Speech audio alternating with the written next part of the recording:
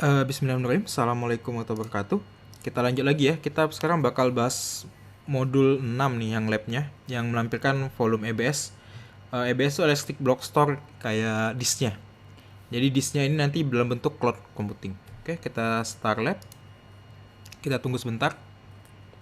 Oke. Oke, ini kalau kalian satu sini berarti sebenarnya saya tadi kan uji coba sebelum saya bikin video ini. Nah, ini harus di clean dulu, nunggu 4 menit. Nanti kita tunggu aja ya. Nanti baru saya start lagi. Oke, ini saya udah nunggu 4 menitan ya. Sekarang saya coba start lagi. Semoga udah bisa. Tunggu aja sebentar. Oke, ini udah bisa. Udah oke, coba kita buka. Saya buka aja tab baru.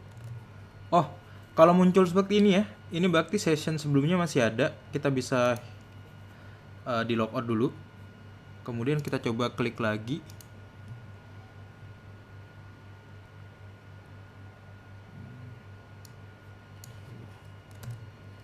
Oke, ini baru masuk. Jadi kayaknya ada session sebelumnya yang kita ngakses sandbox-nya. Setelah itu kita bisa logout dulu, kemudian baru masuk lagi. Ini sudah. Oh, ini saya butuh dua ya. Biar nanti nggak kebingungan, saya buka yang bahasa Inggris dengan yang bahasa Indonesia. Boleh, kita tunggu sebentar. Oke, ini nilai bahasa Indonesia, duplicate. Oke. Saya buka satu lagi yang bahasa Inggris. Karena beberapa istilah saya bingung gitu kalau nggak pakai bahasa Inggrisnya. Kita langsung ke bawah, kita pilih service. Jadi tujuan di sini kita bakal ini melampirkan atau kita bakal inisiasi EBS, itu adalah Elastic Block Store, ke dalam EC2, Elastic Computer Cloud yang ini, yang service ini EC2. Oke, kita langsung mulai aja ya. Kita bagian ke bawah, pilih layanan komputasi EC2. Kalian bisa ke service, computation, compute. Nah, di sini ada EC2. Oke, di sini saya sudah buka menunya ya. Di sini udah jadi favorit saya. Kalau kalian lihat video-video saya sebelumnya, jadi saya tinggal klik. Kemudian luncurkan instan, ini launch instant seperti ini. Atau kalau kalian dari sini, saya kasih lihat. Oh, dia langsung ke sini juga sama ya. Kalian bisa pilih launch instant. Oke, beri nama di sini web server. Oke, jenis OS-nya AMI-nya kita pilih sini. Amazon Image M tuh saya lupa apa. Nih Amazon Machine Image-nya kita pilih Amazon Linux. Nah, ini kita pilih yang x8664. Ini dia, sudah. Ini ada pilihan sebenarnya. Kita pilih yang ini aja, free tier. Nah, di sini kita kelihatan nih x8664 HVM kernel 61. Kernelnya 6.1. Kemudian kita pilih tipe instannya, ini kayak pengaturan hardware-nya. Kita pilih free tier yang T2 micro dimintanya. Ini satu virtual CPU dan 1 GB memori RAM. Oke, kemudian kita pilih pasang kunci. Di sini kita pilih 4K. Oh, kalau yang sudah sebelumnya kita nggak diizinin buat pakai kunci. Masih pakai juga ya, tapi nggak dikasih akses. Moga di sini udah dijaring. Pengaturan jaringan. Oh, ini di network setting, kita pilih edit. Kemudian, nah, di sini auto assignment public IP. Jadi biar EC2 Elastic Compute kita ini bisa diakses dari luar, kita butuh IP public gitu. Nah, kita butuh auto assign IP public. Nanti kita bakal dapat IP public. Kemudian di bagian security group, di sini kita buat yang baru, create security group.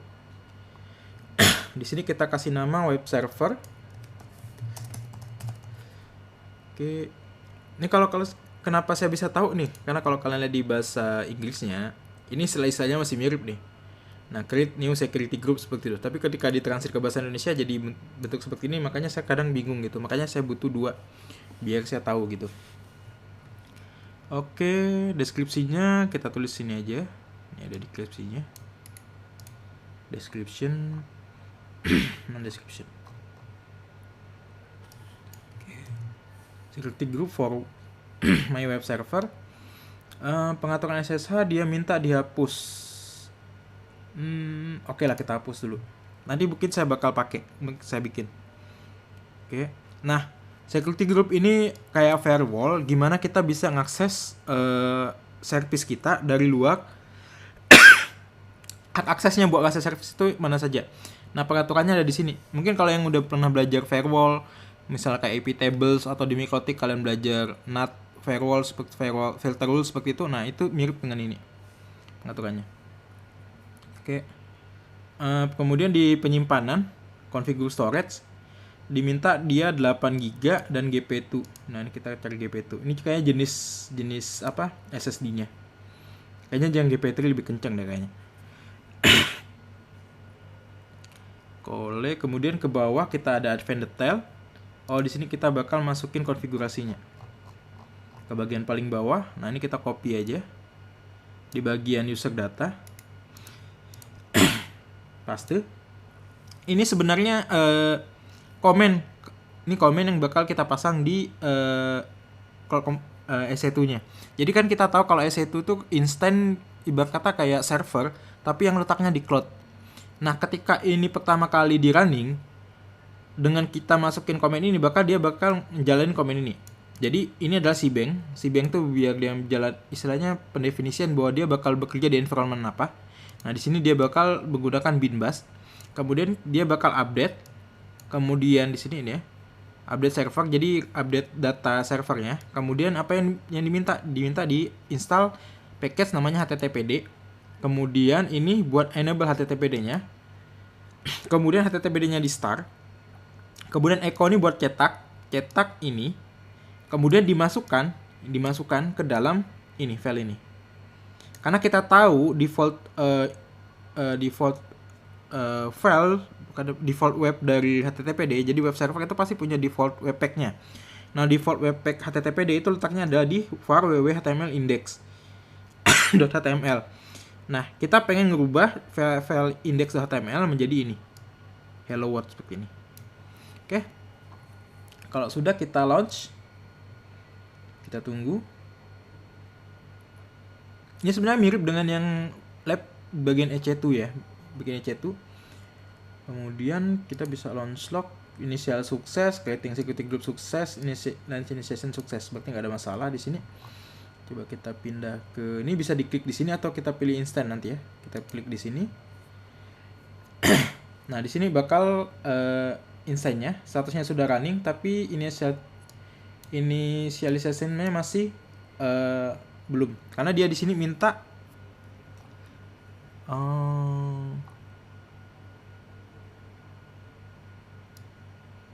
di sini detail di DNS. Ntar kita lihat. Nah, di sini minta berjalan dan pemeriksaan 2/2. Jadi kita tunggu ini sampai 2/2. Nah, kalau pengen nge-refresh-nya kalian bisa ngeklik ini. Nah, ini belum, ini masih inisiasi, jadi servernya belum bisa kita akses.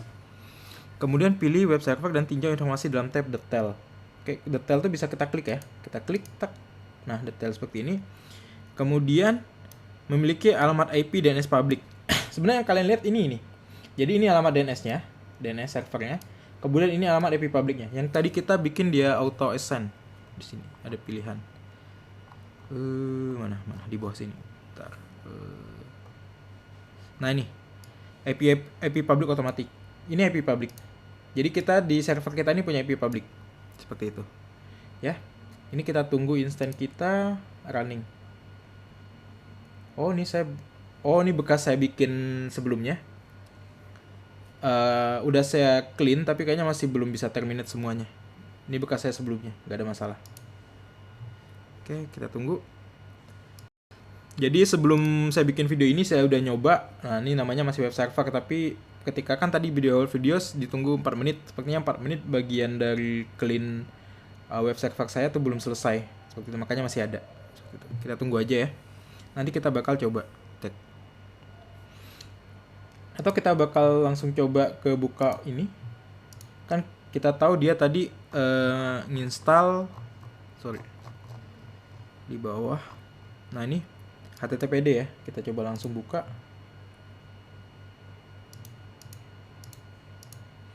Oh, ini kita ganti HTTP.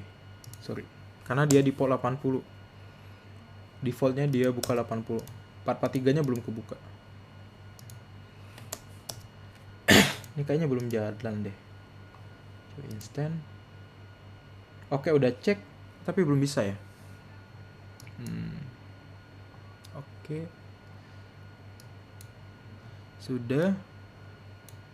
Oh, Anda tidak dapat mengakses web server karena grup keamanan tidak diizinkan. Oke. Ini permasalahannya satu. Kita belum mengaturan security group. Kenapa? Karena ini HTTP itu bekerja di port 80. Sedangkan bagian security group ini kita belum enable. Nah, di sini kita bisa langsung ke ECM Management Console di bagian sini. Kalian klik aja di bagian sebelah kanan. Biasanya ada di sini. Misalkan, nah ini dia langsung ada di sebelah kanan, sebelah kiri sorry. Nah, kalian bisa ke kemudian jaringan dan keamanan. Ini network and security.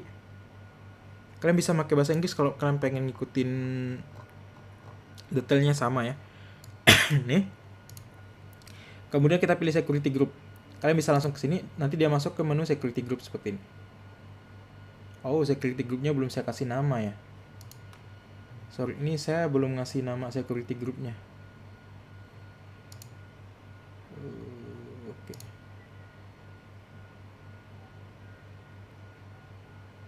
Oke. Oke, ini saya ada kesalahan satu. Di bagian security group. Nanti mungkin bisa kalian perbaikin. Ini dikasih nama web server ya. Tadi saya cuma ngasih oh udah benar. Sebentar, saya cek dulu instant security group saya apa. Atau kalian bisa ke menu security. Ah ini. Oh benar, web server. Kalian bisa ke sini, nanti masuk menunya sama. Ini misalkan saya seperti ini. Nah. Ini masuknya ke security group ini juga kan. Nah, bisa sama dengan ketika kalian mengakses dari sini. Rupanya saya benar ya, gak ada masalah. Security group. Kemudian kalian pilih security group yang web server. Nah, sama menunya masuk ke sini juga. Itu caranya. Oke, kita lanjut di sebelah sini.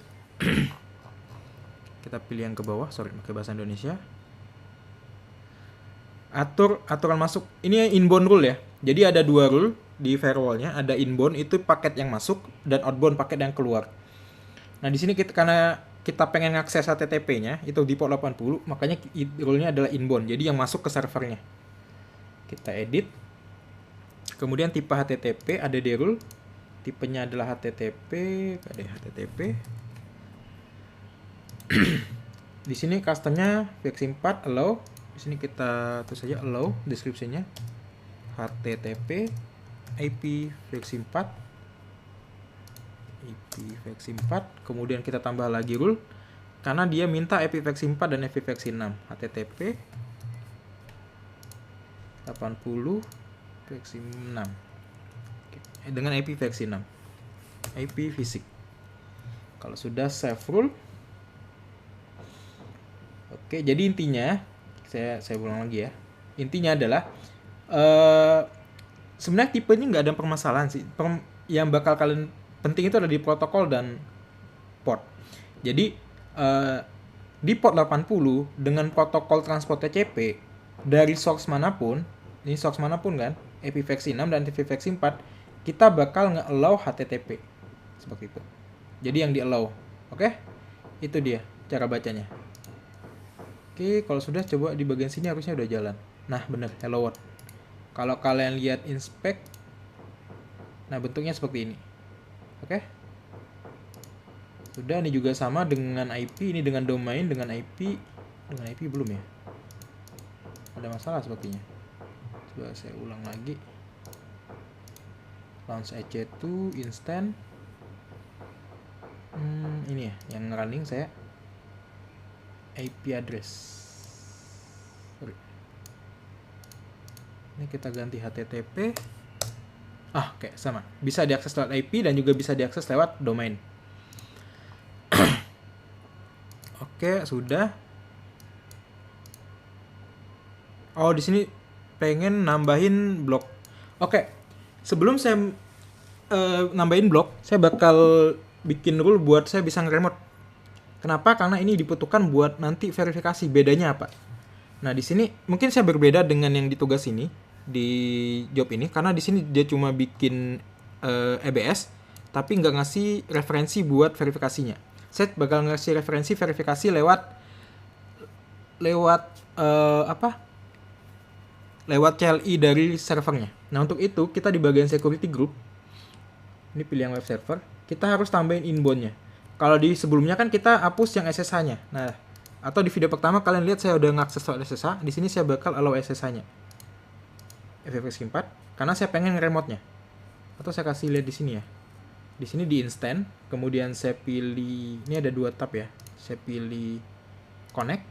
Nah, ketika saya pengen connect dengan EC2 instant connect, saya pilih connect. Dia nggak bakal bisa. Ntar dulu. Dia bakal terminate kayaknya. Tunggu sebentar. Nah, ini punya muncul notif tidak connect. Nah, untuk itu saya bakal tambahin rule yang ini. Inbound SSH. Ini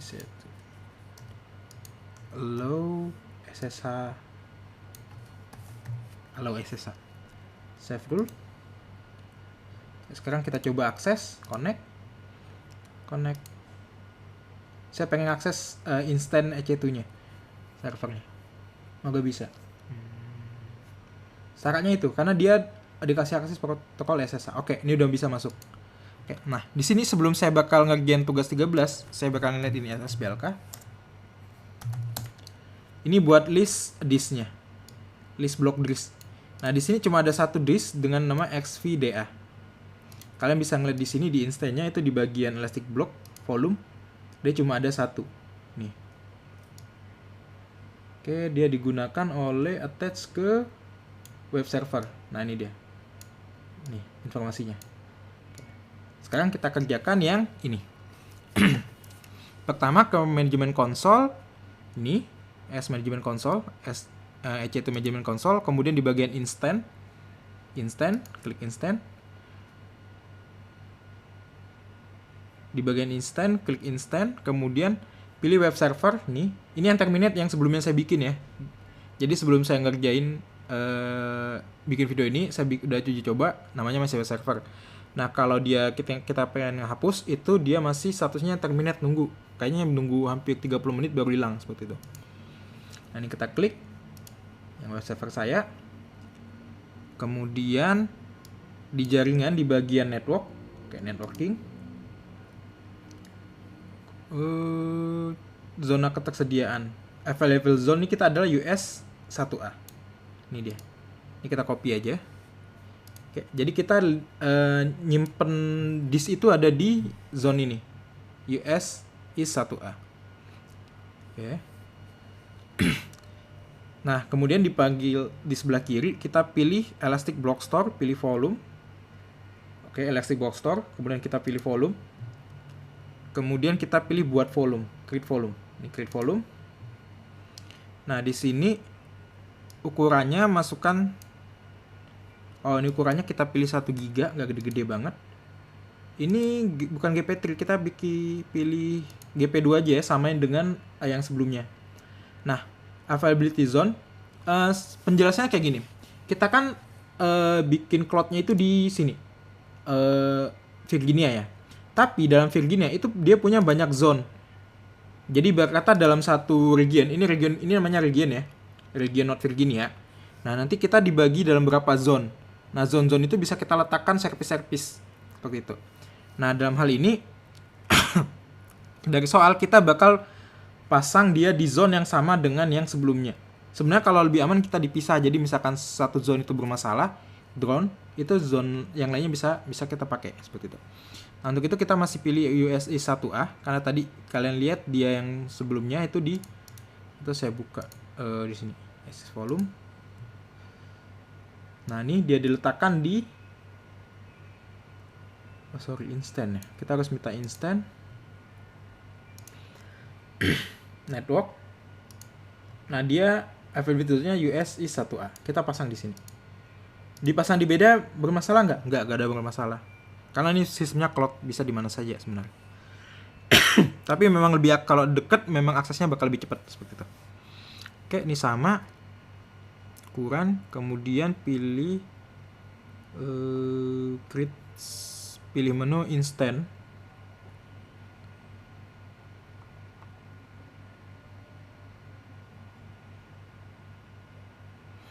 Oh, lampirkan tuh create volume apa?